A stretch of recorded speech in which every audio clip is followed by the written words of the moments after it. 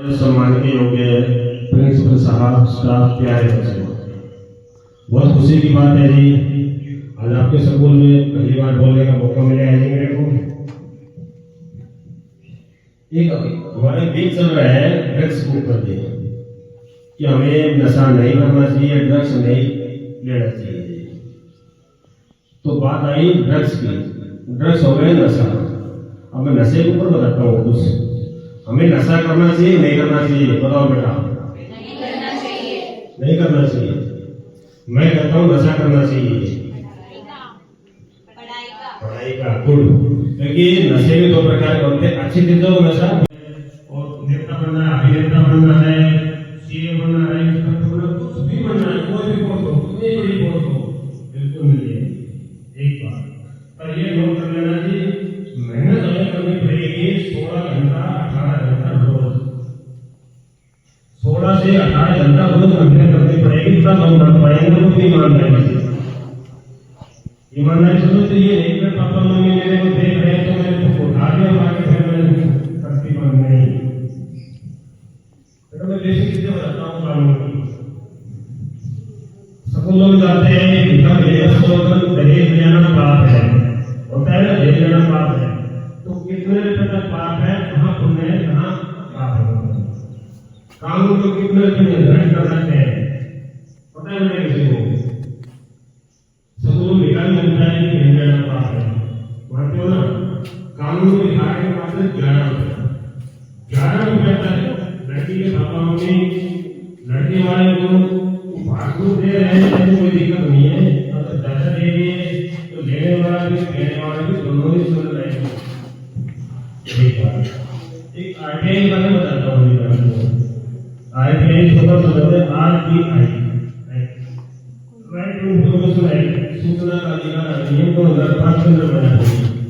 जितना छोटा नाम है उतने ही बड़े से फायदे हैं। हम किसी भी डिपार्टमेंट की इन्फॉर्मेशन लेंगे, 5 रुपये का फॉर्म आता है आरटीआई का, 10 रुपये उसकी फीस है, आईपीओ की, ईमेल पोस्ट नंबर, 15 रुपये खर्च करके घर बैठे किसी की इन्फॉर्मेशन मिलेगी आपको। 1 महीने में लेनी पड़ेगी उसको। 1 महीने में नहीं देता है कोई इन्फॉर्मेशन तो 1 महीने बाद उसे अपील कर सकते हैं। जाने की जरूरत नहीं है, ओनली 1500 होगा बस घर बैठे। और लास्ट में थर्ड अपील होती है तो देखा जाएगा किस बंदे।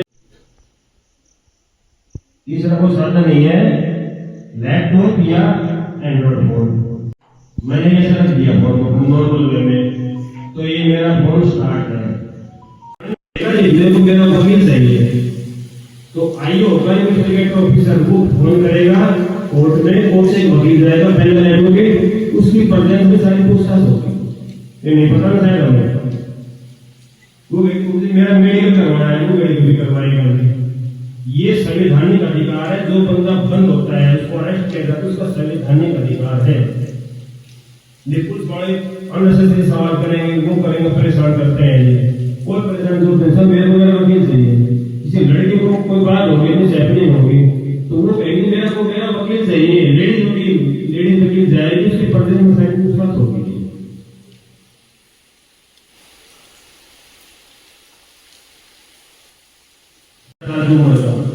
उस बच्चे का जन्म हुआ था 14 नवंबर 1980। 14 नवंबर 1980 को था बाल दिवस। 14 नवंबर को उस दिन उस छोटे बच्चे का जन्म हुआ था। उस बच्चे की उम्र थी 11 साल 1991 के अंदर। उस दिन उस बच्चे ने कुछ एम बनाया, अपना लक्ष्य बनाया था कि मेरे को आगे जाकर क्या करना है। बच्चे ने बनाया कि मैं कितने बजे सुबह खड़ा होता हूँ, खड़े होने के बाद मेरी दिन की क्या क्या एक्टिविटीज हैं, घर से बाहर जा रहा हूँ किस व्हीकल से जा रहा हूँ, वो व्हीकल कितना किलोमीटर चल रहा है, आगे जा रहा हूँ किस बंदे से मिल रहा हूँ, किस मुद्दे के ऊपर मैं बात कर रहा हूँ, वापिस कितने बजे आया, क्या खाया, क्या पिया, कौन सा रंग की ड्रेस पहनी, कितने घंटे सोया, कितने घंटे जागा, कितना कमाया, कितना खर्च किया। वो सब चीजें उस बंदे ने डायरी में लिखना शुरू किया था 1991 के अंदर, जब उसकी उम्र 11 साल थी। उस बच्चे की जिंदगी में अच्छे दिन भी आए, बुरे दिन भी आए। अच्छे दिन आए तो राइट हैंड से डायरी लिखी, बुरे दिन आए तो उल्टे हाथ से डायरी लिखी। उस बच्चे के दोनों हाथ काम करते हैं डायरी लिखने में।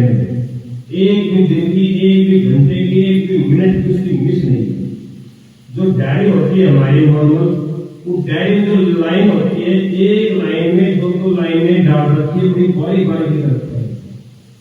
78 डायरी भर रखी है उसने। कितनी? 78। 1191 पेन यूज की है, सारे संभाल कर रखते हैं उसने।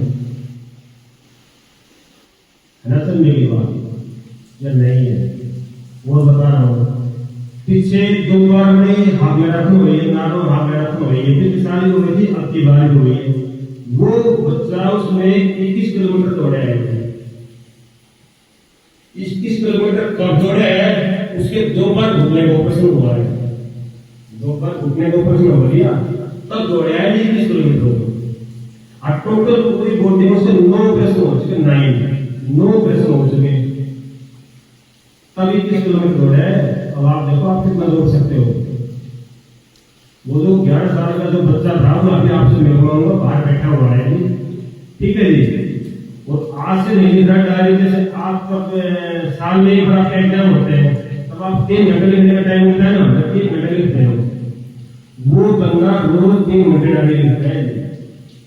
उसकी दिनचर्या बताऊं, रात को 2 बजे खड़ा होता है जो, हर रोज रात को 2 बजे खड़ा होगा।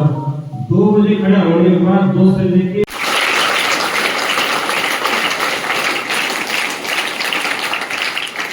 बेटा वो मैं हूँ जिसने 11 साल की उम्र से डायरी लिखना शुरू किया था। इंडिया बुक में नाम है, एशिया बुक में नाम है।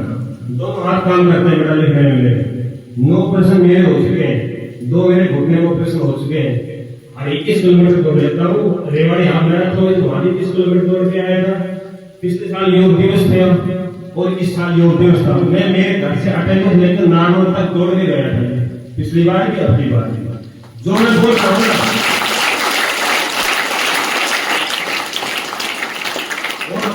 जो मैं बोल रहा हूँ, ये वो सोच रहा कि बड़ाई कर रहा है।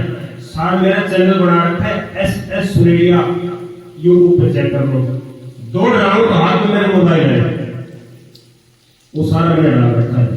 जो मैं कोई चीज बोली है वो सारी यूट्यूब पर मिल जाएगा। SS सुनेरिया का नाम सर्च करके आपके सामने जितना आपका उदाहरण हो। मैं रात को 2 बजे खड़ा होता हूँ और एडवोकेट भी हूँ, काम भी सही है, ठीक है जी, तब पता चलेगा।